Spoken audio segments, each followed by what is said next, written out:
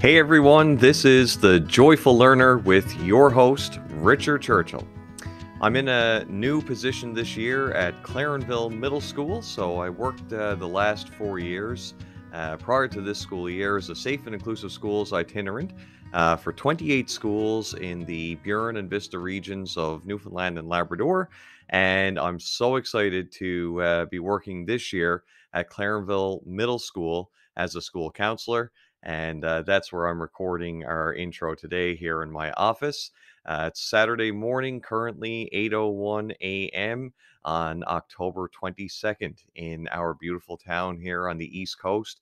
The fall foliage is out in all its splendor, and we've got an exciting day ahead for our students here. They're playing the CMS Tigers Invitational Tournament, so I'm going to go down and take in a game of that after I get this recording done.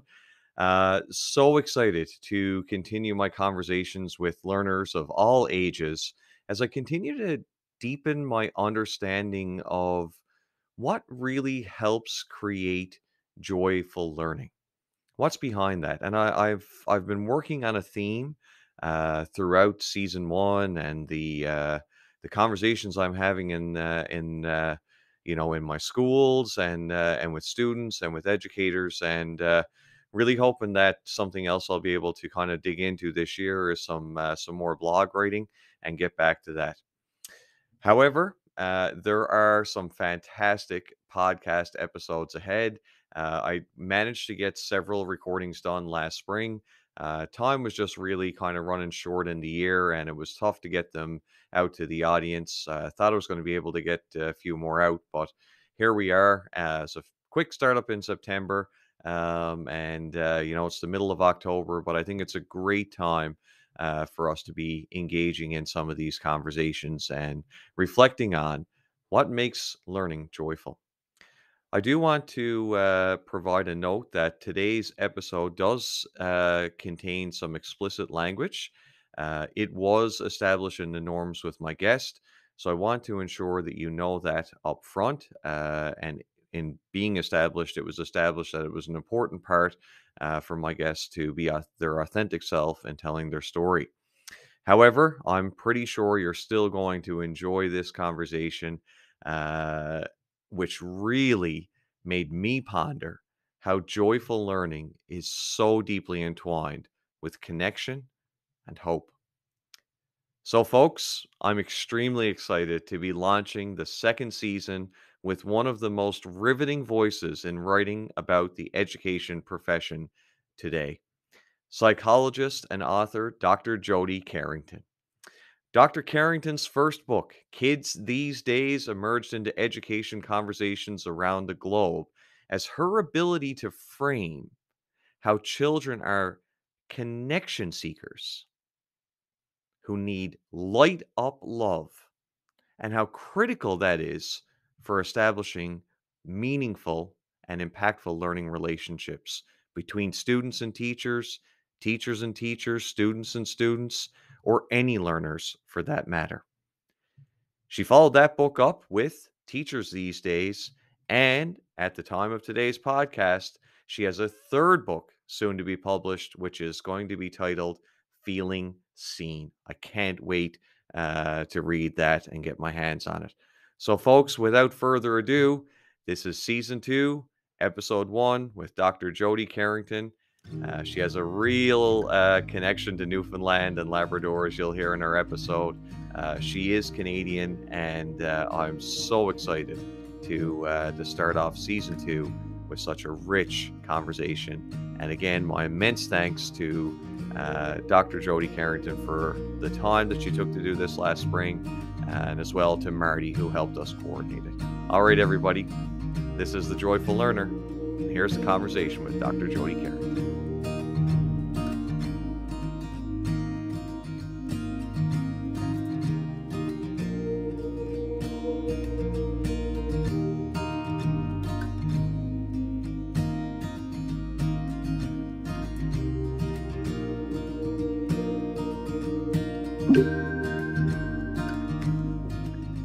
Hello, everyone, and welcome to the Joyful Learner podcast. I'm your host, Richard Churchill, and it's my pleasure to welcome today's guest, Dr. Jody Carrington. First, before I engage with Dr. Jody Carrington, I'd like to give you some background information about who she is. Over the past 15 years, Dr. Jody Carrington has assessed, treated, educated, and empowered some of our most vulnerable and precious souls on the planet. She's a child psychologist by trade, but Jody rarely treats kids. The answer lies, she believes, in the people who hold them, especially when kids have experienced trauma. That's when they need big people the most. Some of her favorites include educators, parents, first responders, and foster parents. Jody has shifted the way they think and feel about the holy work that they do. Before Jody started her own practice and speaking across the country, she worked at the Alberta Children's Hospital on the inpatient and day treatment units, where she helped families with some of the difficult stories. They taught her the most important lesson.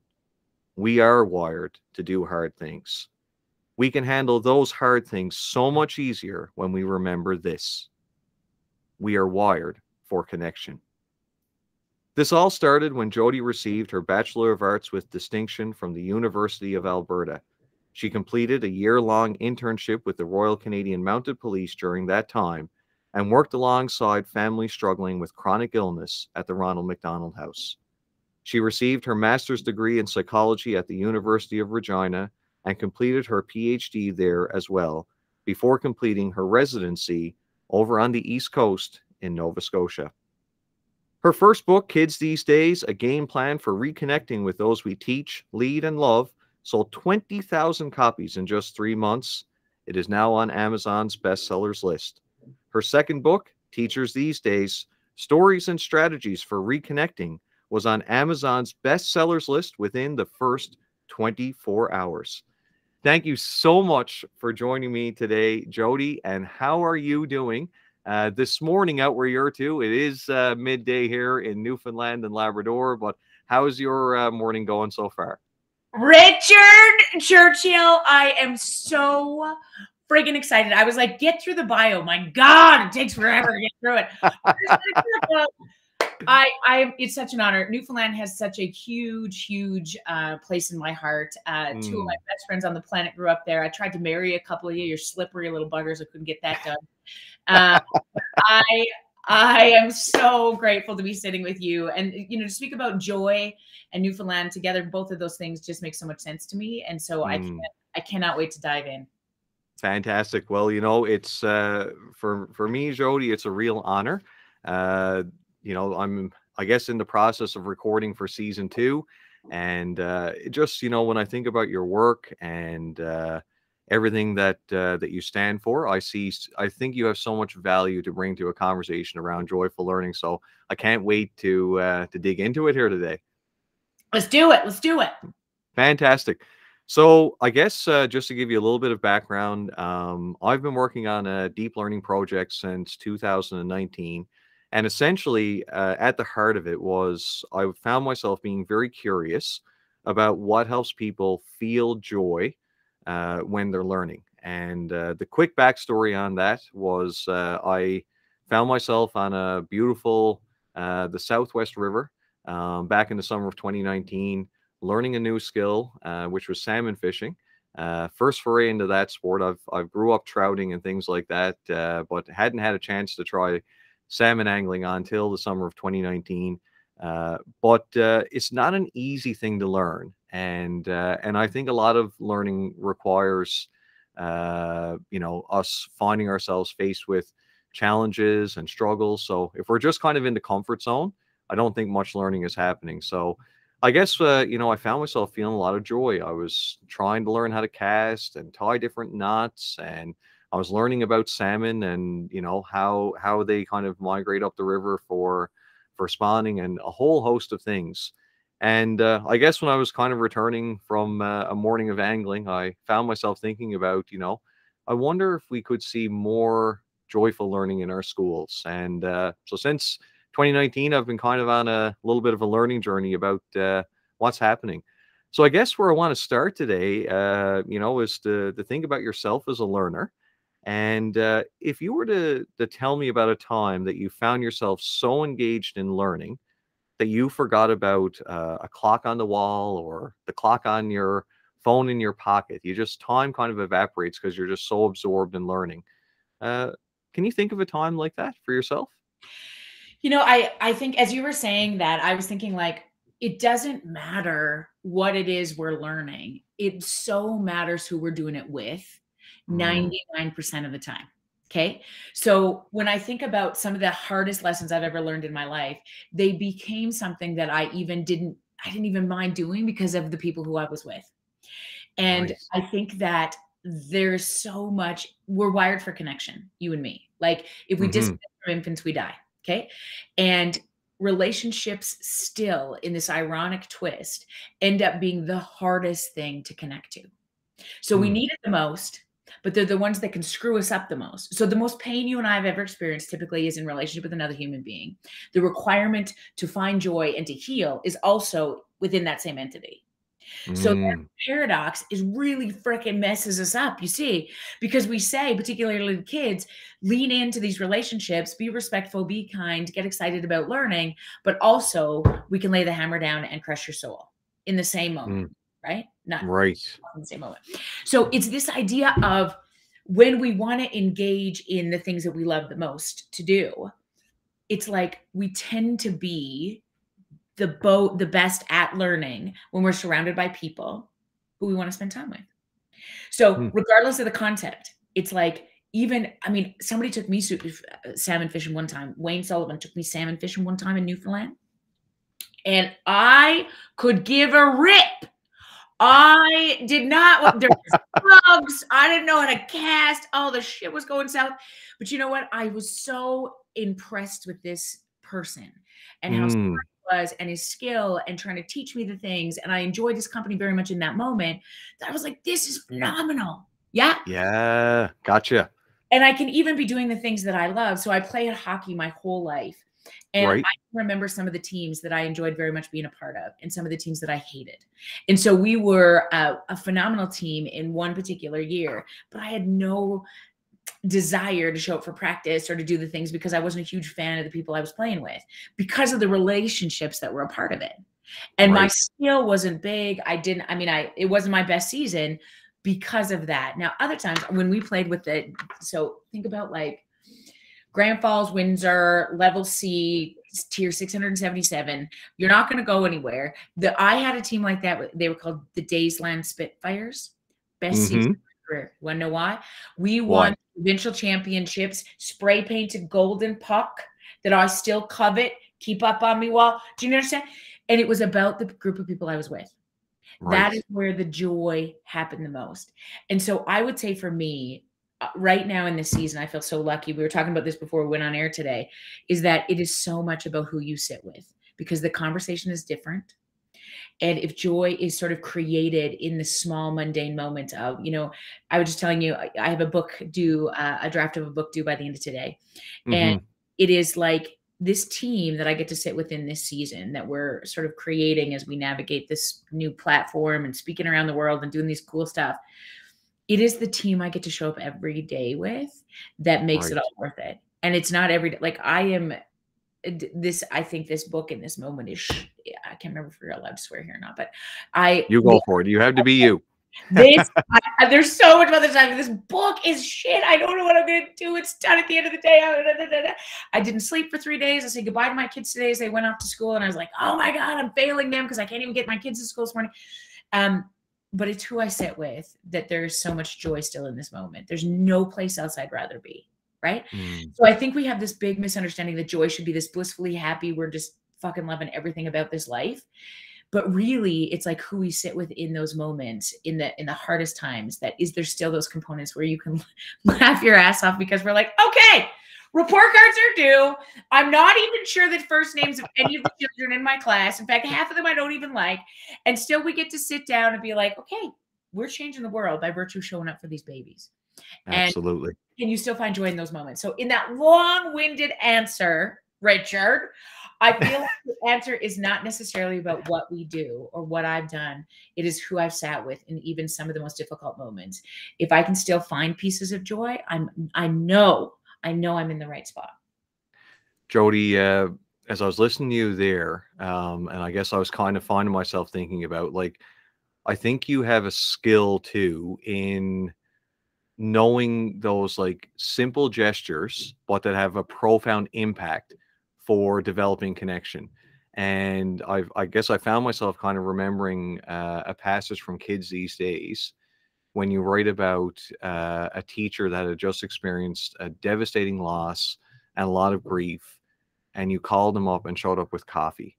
Mm. And like those gestures, again, the simplest thing, but how we show up for one another. So like when you think about like that team that you work with each day and showing up, like what are some of those things that you do that you find are like just really solidifies the connection that you have as a team, and I guess in other people that you find yourself working with, like what are some of those things that really bolster connection and strengthen those relationships?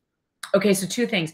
We're all really good at it. Particularly, I think that's one of my biggest why the reasons I fell in love with Newfoundland and its people is because there is so much joy and connection when we are connected and calm. Okay, so we all have Mm, this access when we're regulated. When we're mm-hmm.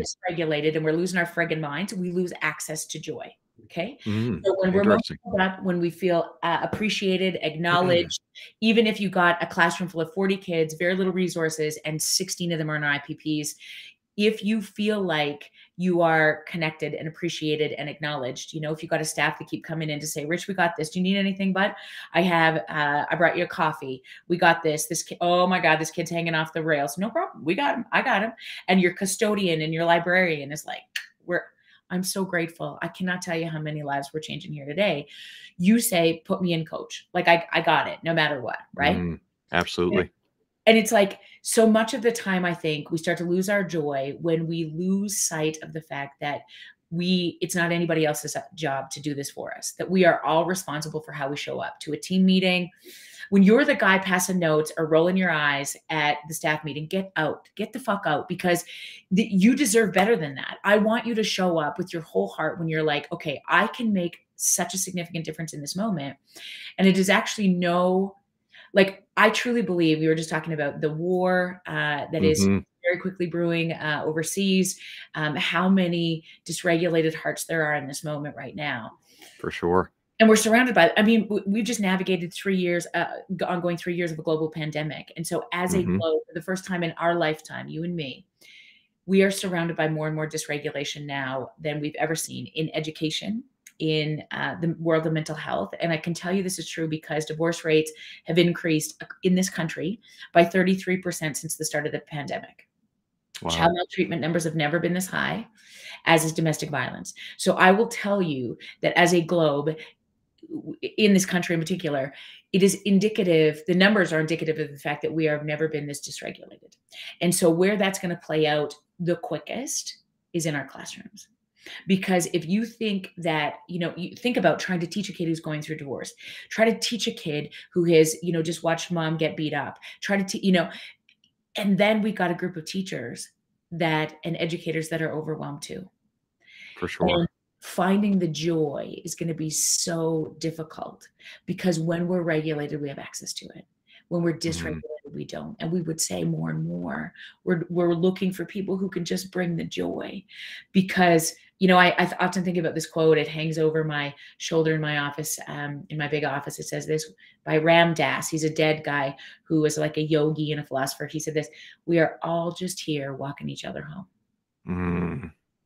Huh? Oh, I love that one.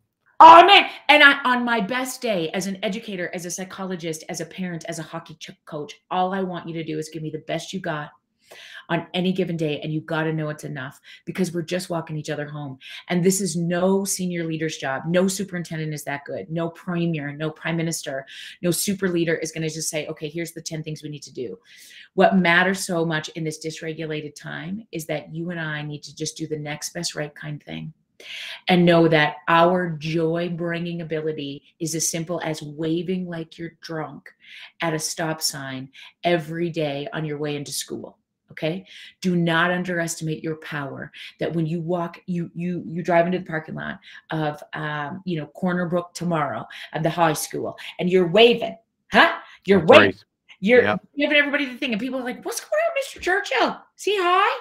God, what I'm doing is we're really integrating everybody's prefrontal cortex. We're engaging in that moment of Mm. noticing each other, right? Yes. When you give out a compliment, right? Imagine what would happen. Okay, so I want anybody listening to this, in these amazing educators listening to this, first of all, everybody who's listening to these words needs to know that you have profoundly changed the life of a kid.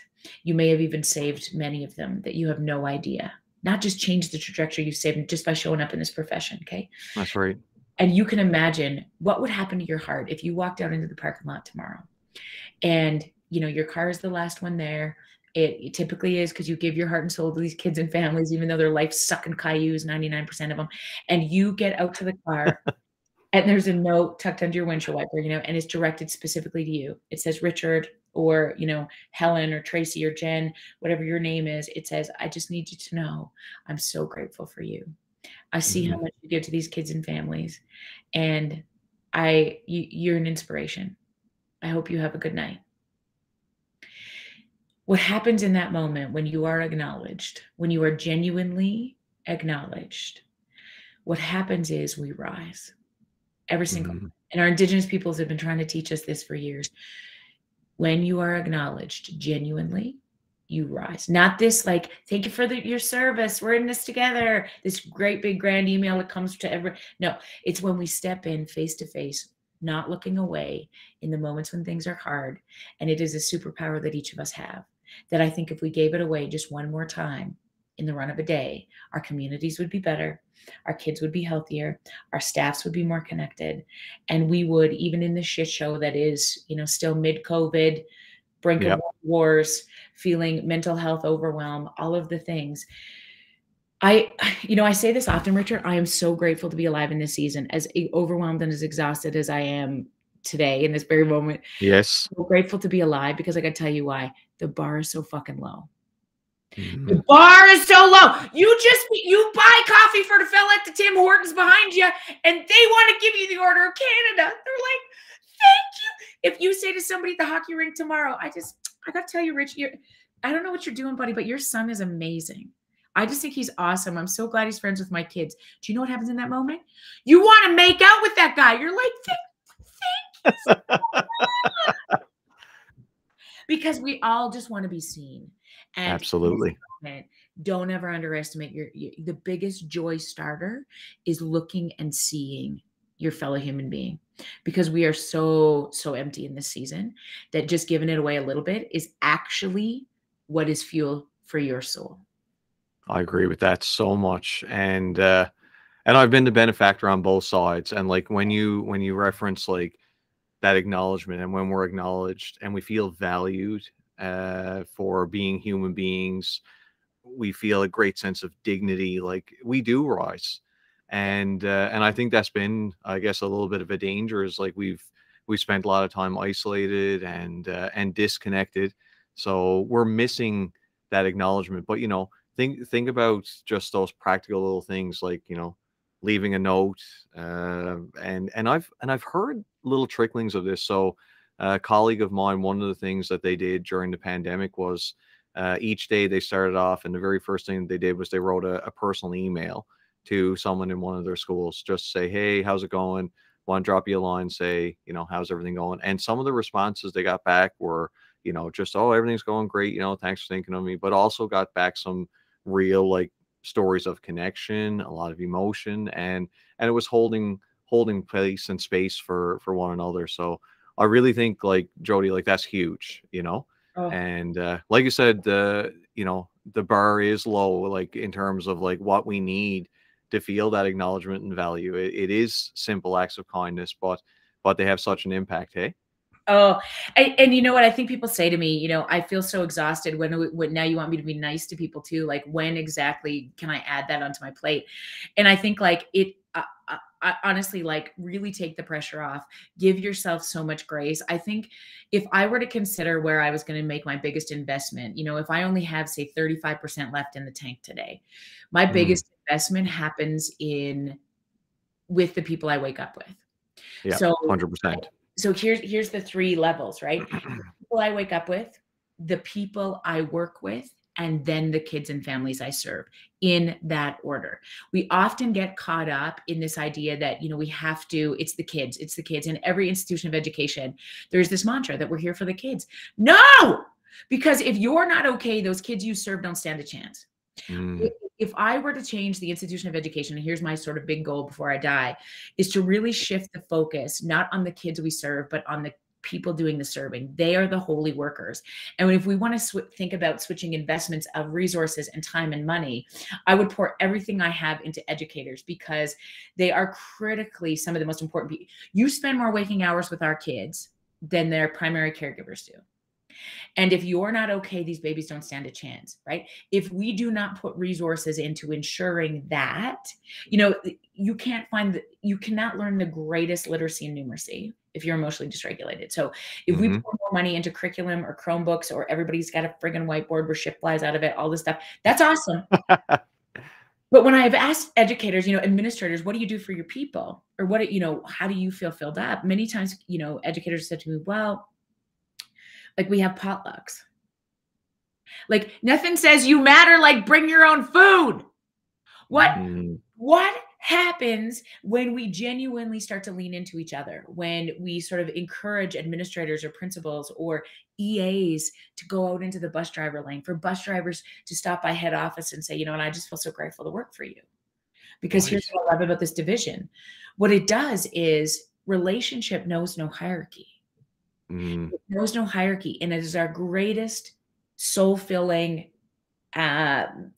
investment, is to really not look away from the people we're doing this holy work with. for Then sure. you're so much better able to serve families. Does that make sense? Yeah, absolutely it does. Yeah. And and I guess like I see like the adult social emotional learning piece in that work, you know.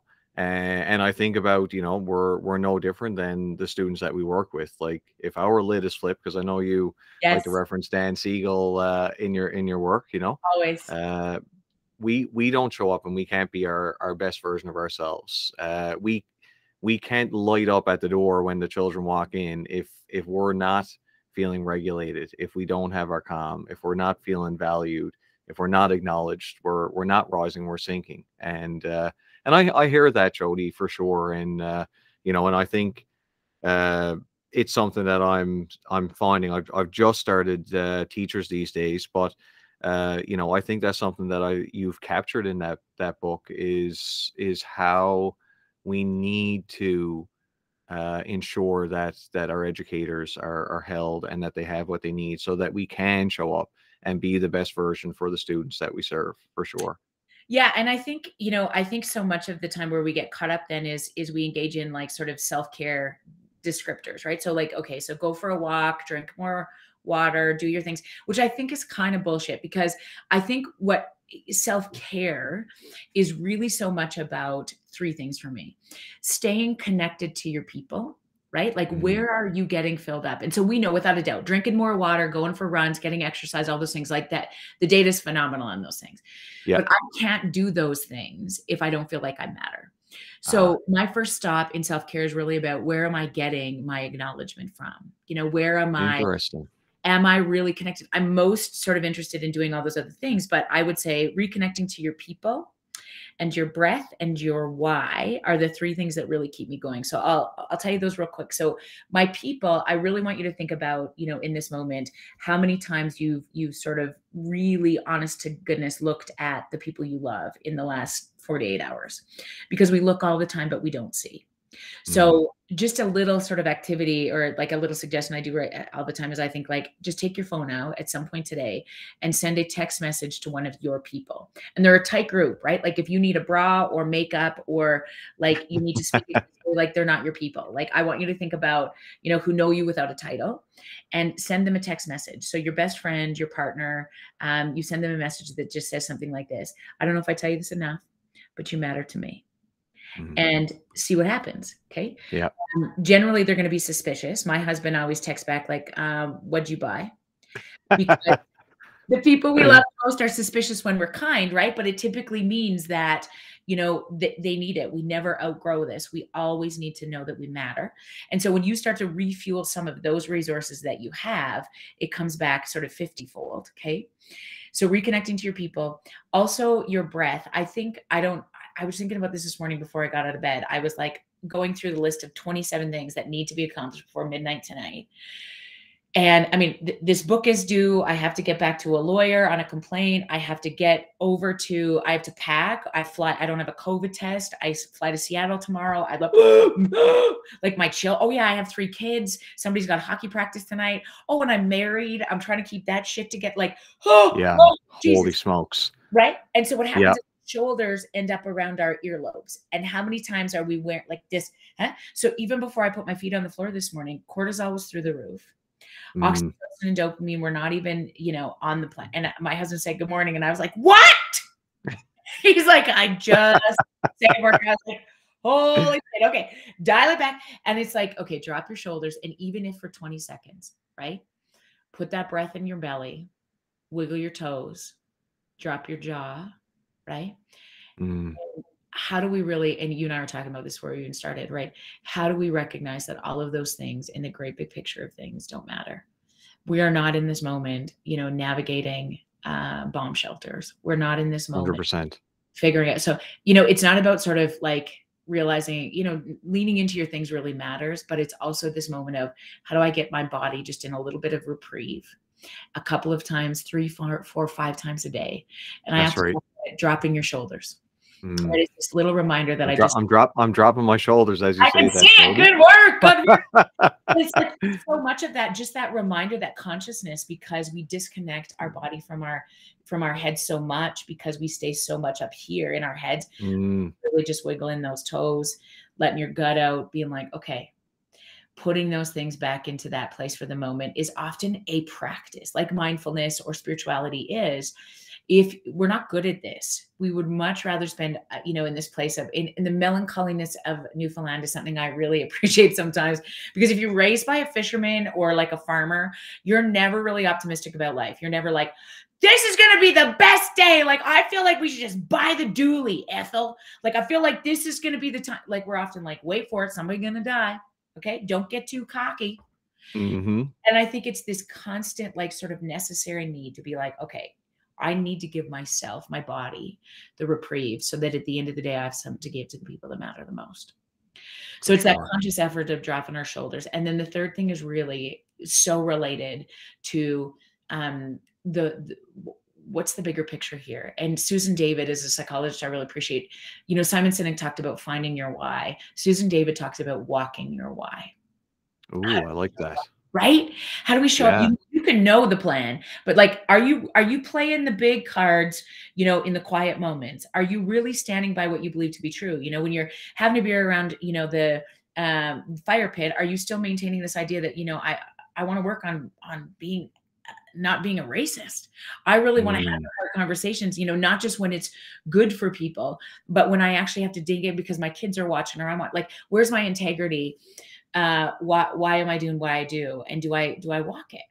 And so, yes, we're going to fuck it up all the time. That grace in this process of walking your why is a necessary component to being great. But do I really, really, can I go to bed at night saying, listen, I gave it all I got today? And I think that those are the moments where I can sort of steadfastly believe that, like, yes, there is a purpose. I chose this season for a reason. And the older I get, I turned 47 this year. The older I get, the more spiritual I become in believing that, we chose this season. And what is it about being in this massive time of disconnect that really can allow us who want to sink into this, these kind of conversations, to believe that in times of great crisis, great leaders will arise. And how cool would it be if we're the guy? How cool would it be if we're the one, that sort of sets the tone in a staff meeting or sets the tone in a hockey dressing room? Like, I often think about that, in this position of privilege. I'm white, I'm straight, I'm able-bodied, I'm all of those things. For some reason, I better fucking use it. Right? Yeah, absolutely. To whom much is given, right? And Yeah. I think a lot about that these days of like, okay, how do I show my babies how to be better? How do I show my babies what it's like to be passionate about some things? Because you can't tell them, right? You can't tell them to calm down or be great or be anti-racist. You have to show them. You have to show them. I was working with a group of students here at Clareville High. They were doing some work around Black History Month, Mm, and they wanted to do some work around anti-racism education. And it's just kind of a springboard there. And one of the things that a video that I showed one of the speakers in it who was an author, I can't remember their name, but she said, sometimes you'll see something in social media and say, "Oh, well, I just defriended anyone in my feed who was racist." And she said, "Wait a second, no, like you have an opportunity because you're white to engage with them as a white person and help them, unpack, engage in difficult conversations about the privilege you have and what racism is and how we can be better." So, I guess I connect so much to that because throughout I guess the current job that I have in education is I work, our title is Safe and Inclusive Schools Itinerant. So in a nice. bit of a mouthful, but Yeah. at the heart of it is we're traveling teachers that I support 28 schools, and it's what helps a student or any school community member, staff member, whomever feel safe, cared for, included, and healthy when they walk through the doors of our schools. Ah, And even simpler than that. So I at times, Jody, it's such hard work and complicated, and you engage in difficult conversations that don't have easy answers. And I yeah. was struggling a little bit with my why at one point, and really trying to kind of like figure it out. And my wife actually wrote me a note recently, talk about feeling appreciated. But Mm, it was so important. It was having a little bit of a hard time. I came through a fall that was very difficult, right. um, you know. And she wrote me a note, and on the front of it, I got a frame now as a postcard, and it says, "I will do my best for as long as I can." And that on the back is a little postcard, and her and my son Oliver, 18 months old. She said, every day you're trying to make the world a kinder place. And it Mm, just really helped me kind of like connect to like what is my why in this world as an educator. And I think that's it. Like make the world a little bit kinder each day.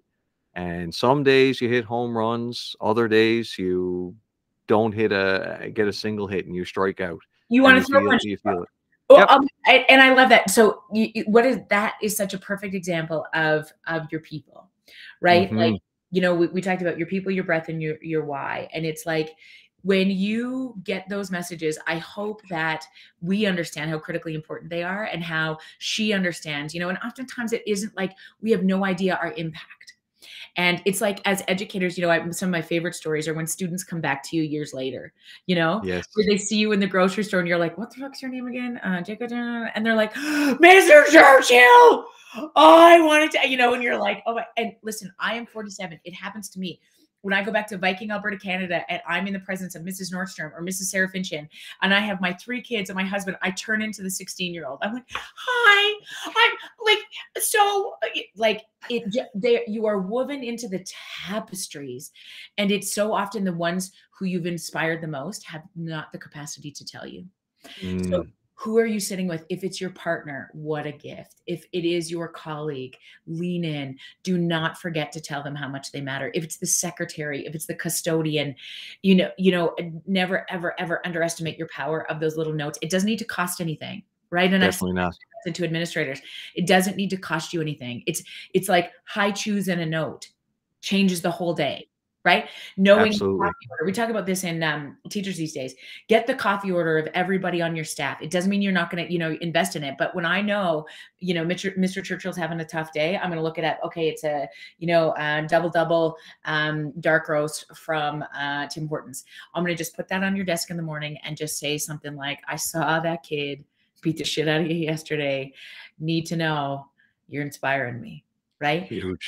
Huge. Right? Like, Yeah. or the parent that files the complaint or the, whatever it is, like when our people see us, right? Even Mm, if and when we mess up, those are the things that can save not only a career, right? But honest to God, in this season of massive mental health overwhelm, it can save a life. For And I sure. don't say that lightly. Highest rate of suicide in this country is middle-aged men. Yep. And do not underestimate your power of leaning in, because I've sat in my office or in the last, I would say 6 months, and heard more stories that have sort of made me lose my breath, of people that I would never, ever assume are struggling Mhm. in their marriage, with their children, with whether they're worth it to even, take a next breath. And I've sat in awe of, lawyers, doctors, senior leaders, moms who've lost their job, dads who, have been divorced 3 times. Like, the spectrum is irrelevant, right? Mhm. It's like, if you only knew that you not looking away at the staff meeting, or, looking at that kid, being truly seeing a kid tomorrow is the only reason you're on this planet, would you step in with your whole heart? Well, shit, if that's it, if that's all you need from me, yes, sir.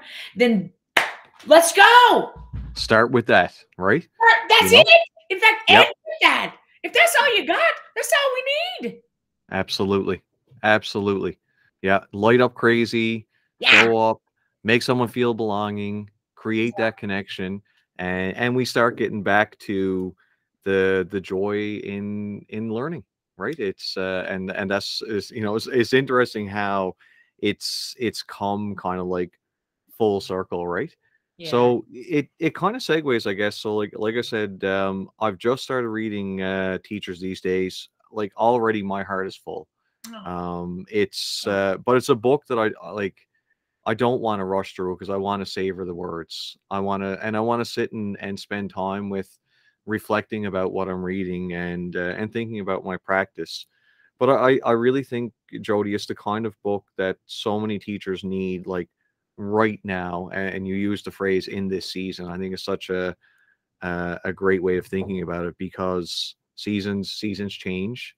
They don't last forever, and I guess that's the hope that we're kind of holding on to, that this might be a bit of a stormy season we're in. There's a lot of turmoil in the world. We're still dealing with the pandemic. We've got the war in Ukraine at this time when we're sitting down and chatting. So what, like, when you think about what's kind of resonating with the readers and what you're hearing in conversations, like what are people finding and connecting to with teachers these days? It is without a doubt the stories. And so Mm, I co-authored this book with a phenomenal educator named Lori McIntosh, and she's a kindergarten teacher. And here we are, like mm, these two white women trying to, one who's not a teacher, trying to talk about what it was to be like in the classroom and how critically important it is. And so what we did is really asked for educators across the world to send us, notes about stories about, how did you know you're making an impact in this world? What are mm. things that have happened in the classroom, either that you regret or you love or that you think somebody else needs to know? And we got over 400 stories of Wow. teachers, just saying, I got to tell you about this kid one time, or, this is the one I wish I could have back, or, and it's like, so when I wrote Kids These Days, it was all theoretical. So it was me as a psychologist sort of saying, here's parents and teachers, here's why I think we are the biggest answers on this planet, right? Here's why I Right. think it's amazing. I will Hmm. forever spend my days with you if you'll have me. And then Lori said to me, wouldn't it be great? Teachers like strategies. We're really into flare pens. We really want to know, like, what are the steps? And I was like, shit, you want me to break it down further? Like I told you in Kids These Days. She's like, no, no, no, we need the strategies. I was like, okay, well, would you write a book with me where we incorporate that knowledge, take the stories, and then just give teachers some usable, tangible things that they can download or, ask each other in the staff rooms? And she's like, yeah. So that was the impetus for Teachers These Days. And it was really about, the little things that happen in the classroom every day. Who are you, who's your person on staff that can say to you, are you in it today? What's your why? How can Hmm. Lori's got all of these great strategies in the classroom that, like, I have no idea. Because again, Richard, like, teachers amaze me because I don't understand. Like, as a child psychologist, I'm not even a fan of kids. I don't like kids. I have 3 of my own, they're fine, but I much prefer the big people. I don't understand how you do what you do every day, stepping into helping kids regulate big emotions. That's your number one job, right? Mm. And I mean, most of you could have been anything. You could have been accountants or barista. I mean, you can't be dumb and be a teacher. It's true. Definitely not. You're very smart people. And so you could have been anything. And you're like, you know what I think I want to do? I think I want to step into other people's most precious commodity every day. That's what I want to do. I don't mind lice. I don't mean, being told to fuck off daily. I mean, I'm fine with that. I love to clean up. Like, what is wrong with you? It is holy work, is what it Yeah. is.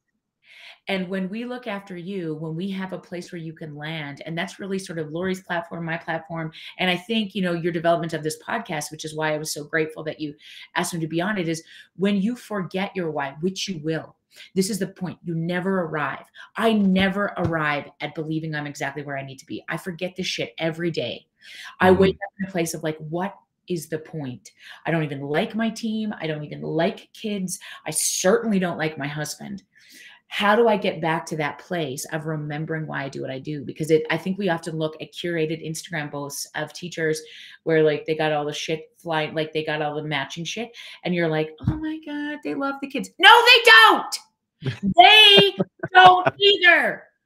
It's like, how do we get back to that place? It's not about whether we arrive, because I don't think it's an end game in this human race. It's constantly about where do we land to reconnect, not how do we arrive at this place of nirvana where we're like, obviously, my calling is to be a teacher. My calling is to be a psychologist. I believe that on my clearest, calmest days. And so when I solidify that, most of my plan is how do I get back there when things go off the fucking rails? And Yeah. not if, but when, because When. they will. They absolutely will. And we don't plan for this in our marriages either, right? It's like, No. okay, we love, this is it. It's going to be bliss. No, it's not. The point isn't to avoid the chaos. It is to have a plan when the chaos comes. And when we think about this behavioral model that, education is inundated by, we often create behavioral support plans for kids around motivators and triggers, which is a shitty way to think about it. It's not how I avoid the chaos.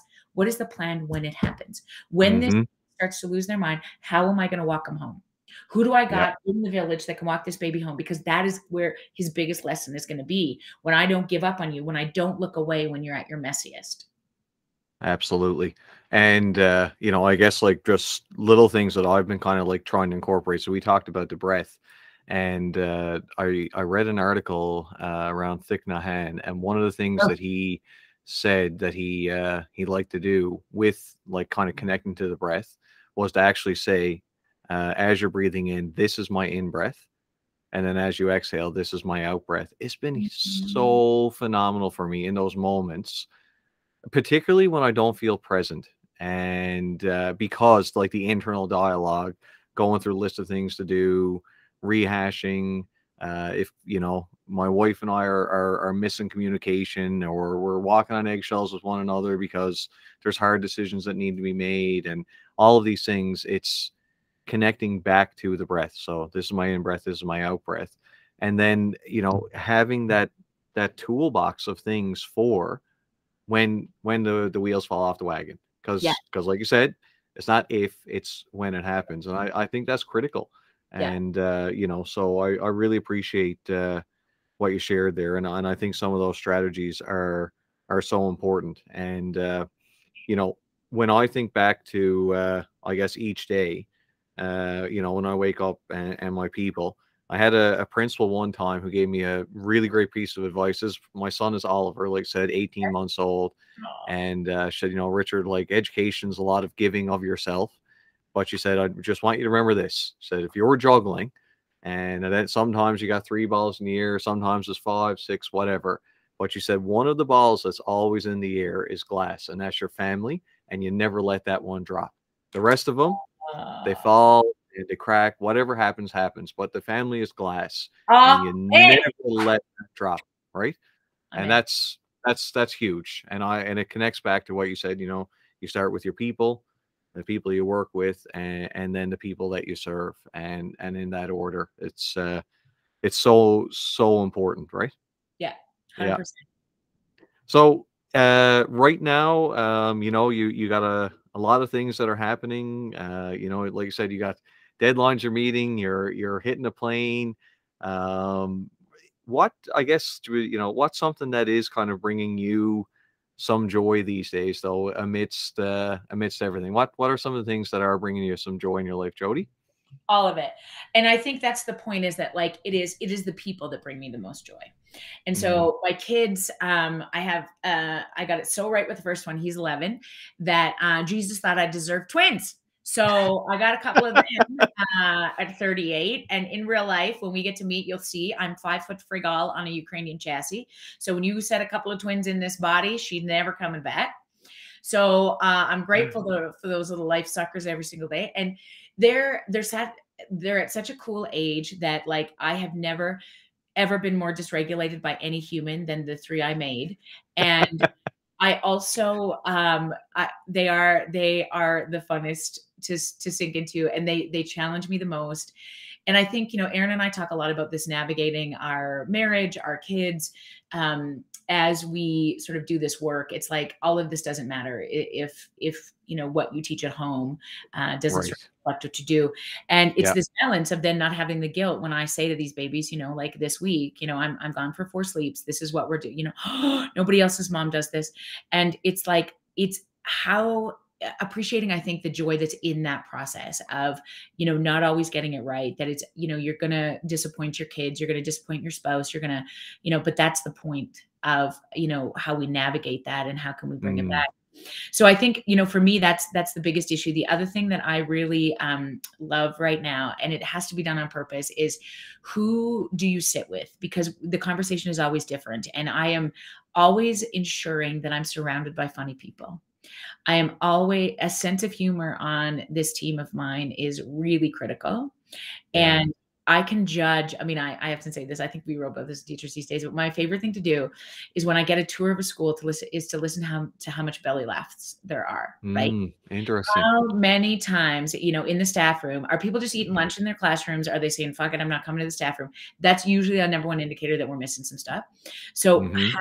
how much belly laughing, how much, joy is there in the hallways? And so, I think about that. How do you curate that? And some days when I don't think anybody's funny, I have a list of my favorite comedians. Shama Jumner is on the top of that list. Nobody can harder than that guy. And but there's a couple of others, and this is the reason I'm getting on a plane tomorrow to go to Seattle, is to see one of my favorites, Fortune Feimster. And my favorite funny guy in the world of school is Joe Dombrowski, and Mm. Mr. D, and he's one of my best friends on the planet. And so we're gonna go sink into them, because I think my team needed a little bit of joy, and I certainly need to belly laugh. And so I think it's a little bit about how do you infuse it, even if you sit with a staff team that aren't particularly funny. Where are you finding that to sort of fill your Yeah, soul up a little bit? I think is the critical piece. that's awesome. Well, one of the features of the Joyful Learner is we have a before you go around. So, Yes. couple of just quick fire statements, and you share what comes to mind and bubbles up for you. So, Okay. I'm not learning joyfully when. Oh my God. When I am stuck in my head. Awesome. Totally get that. I'm currently reading. Okay, so I have three. Well, maybe two. I just finished Atlas of the Heart, Brene Brown. Oh Uh, God, I'm reading that as well. it's killer. Yeah, it was Yeah. excellent. Will Smith's autobiography. Ooh, Uh, excellent. How are you by, finding that so far? amazing. And you got to listen to it on audiobook, because he reads it.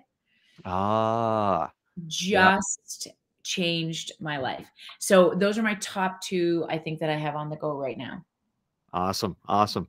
How about this one? I'm listening to.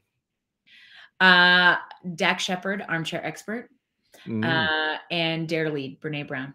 I have podcasts fantastic. all the time in my ear, and it's my favorite way to sort of like decide if I am on the right track. And honestly, like whenever I do research for a book, I listen to probably my top favorite 5 podcasts and see who they brought on, because they're basically doing the work for you, right? Like Hmm. it's like if Dax Shepard thinks this person is making a big difference in the world, if Brene Brown, if Adam Grant, if some of these people that these people that I really really respect, Glennon Doyle, Abby Wambach, if you're like, they're on my radar, then I better know about them too.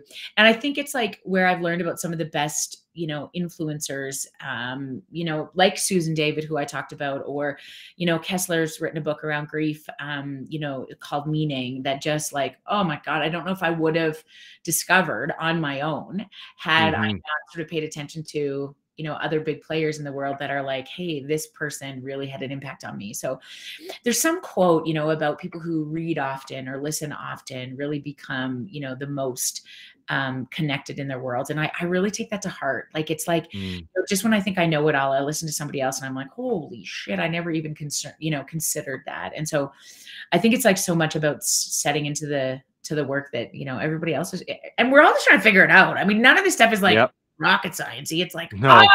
I forgot. Right. Yep. That's, and I say that about all the books that I read. Like, none of this is the shit I came up with. Most of it is just like back to that same message. Connection matters. Be seen. See people that are important to you, and then you'll do great things in this world. 100%. 100%. Uh, I learn best when. I learn best when I was going to say, this is what came into my head, when I'm eating. And it's so interesting. If I can sit and have like good food and, a really nice glass of wine, and I'm digging into a conversation, that's when I learn best. Awesome. I used a hashtag one time in professional learning that we were doing early in the pandemic. That was PL snacks, so professional learning snacks. And man, what a wicked chat bar drop in that we had, because it was a time when most of us were learning from home, and yeah. So, anyways, and it was wicked to see, and people just loved kind of connecting over that, right? So yeah, hashtag PL snacks. It was awesome. Great little way to check in with people. So yeah, I'm for me, definitely like coffee too. Like, I mean, just, having a nice cup of coffee here now as we're engaged in this chat, and love it. Last one for the before you go around. For you, Jody Carrington, joyful learning is. Is anything that sets my soul on fire. So it is Ooh, a feeling. It is not a thing. It is a feeling. And I can feel like that around salmon fishing or writing a New York Times bestseller. It is that a is feeling. wicked. Oh God, say that again. Joyful learning is a feeling, not a thing. And you know it when you feel it. You know it Yeah, when you feel it. So spend more time there. Whatever that is, spend more time there. setting your soul on fire. That is awesome. I hope for our listeners that they have something in their life that's setting their soul on fire, and that they feel that. And I love that you really highlighted it's a feeling, because I agree with that. And it's a feeling that I have. I really kind of leaned into it when I was learning how to salmon fish. Mhm. I've I've really found it in, say, like professional learning wise. We've had this explosion of book clubs here in Newfoundland and Labrador, and yours was one of them that we had with NLESD for kids these days. That was back in 2020, I believe. Probably the second one I think that we did. I think we did it in the summer of Nice. 2020, and yeah, and it's another group now, our student services division provincially, are engaged with kids these days, and yeah, so like that's been learning that really sets my soul on fire, and it's the connection is so strong there, and the learning is great, and it's reinvigorating. So that's awesome. Yeah. Well, Jody, listen, I've really enjoyed our time together. It's been such an insightful conversation. I'm so thankful for you taking some time out of a very full day with so much that's on the go. But I guess the joy that I have in this little podcast, it's my little piece that I'm putting out to the world to hopefully land in someone's earbuds or on a Bluetooth speaker in their kitchen as they're washing dishes, or they're listening to it in their car as they're on their way to, whatever it is that they're doing in the run of their day. But these conversations, they bring me great joy, and I'm sure that someone out there is going to listen to this conversation you and I had today, and I hope that it helps them, find some comfort. I hope it helps them think about connection that they have in their day, and I hope it helps them think about little things that they can do to acknowledge and appreciate and help others rise. And I'm just, like I said, I'm so thankful for your time today. Oh, thank you it was the best part of my day. I needed it too. So thank you so much. And I cannot wait to get back to Newfoundland. So I hope that happens so soon. And thank you to everybody who's doing this holy work of holding our babies. I'm so grateful for you. Fantastic. Well, I can tell you, whenever you come to Newfoundland, Labrador, we're going to connect and get together for some fun, and Yes, we'll be waiting for you at the airport. Here we come. Awesome. All right. Thanks, Jody. You have a great day. Yes, you too.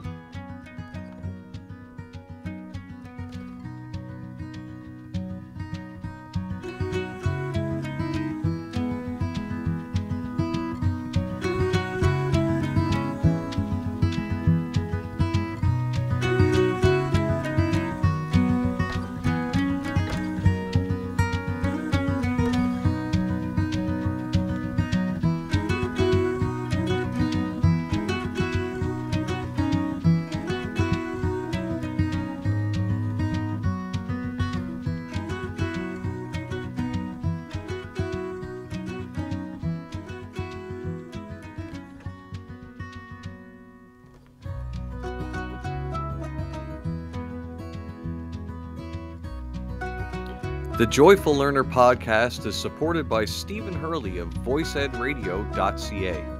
I also want to thank the Newfoundland and Labrador English School District for encouraging and supporting my deep learning project in joyful learning.